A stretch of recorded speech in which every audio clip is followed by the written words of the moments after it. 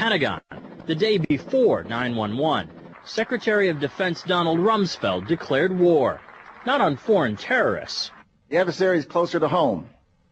It's the Pentagon bureaucracy. He said money wasted by the military poses a serious threat. In fact, it could be said that it's a matter of life and death. Rumsfeld promised change, but the next day, the world changed. And in the rush to fund the war on terrorism, the war on waste seems to have been forgotten. My '03 budget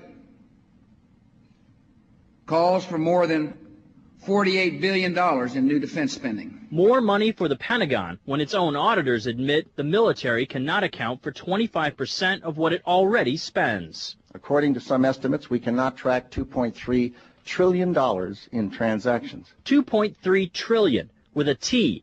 That's $8,000 for every man, woman, and child in America. To understand how the Pentagon can lose track of trillions, consider the case of one military accountant who tried to find out what happened to a mere $300 million. We know it's gone, but we don't know what they spent it on. Jim Minery, a former Marine turned whistleblower, is risking his job by speaking out for the first time about the millions he noticed were missing from one defense agency's balance sheets.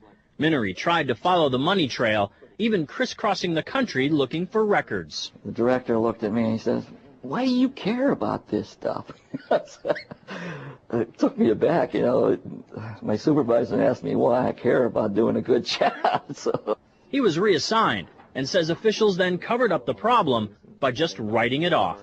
They got to cover it up. That's where the corruption comes in. They've got to cover up the fact that they can't do the job. The Pentagon's Inspector General partially substantiated several of Minery's allegations, but could not prove officials tried to manipulate the financial statements. 20 years ago, Pentagon employee Franklin C. Spinney made headlines exposing what he calls the accounting games.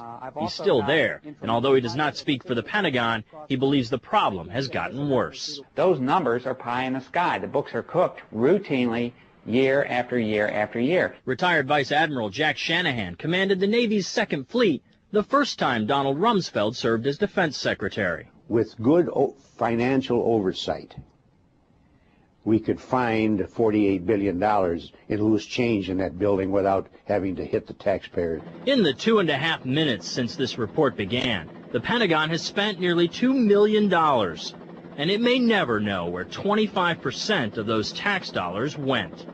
In Los Angeles, I'm Vince Gonzalez for Eye on America.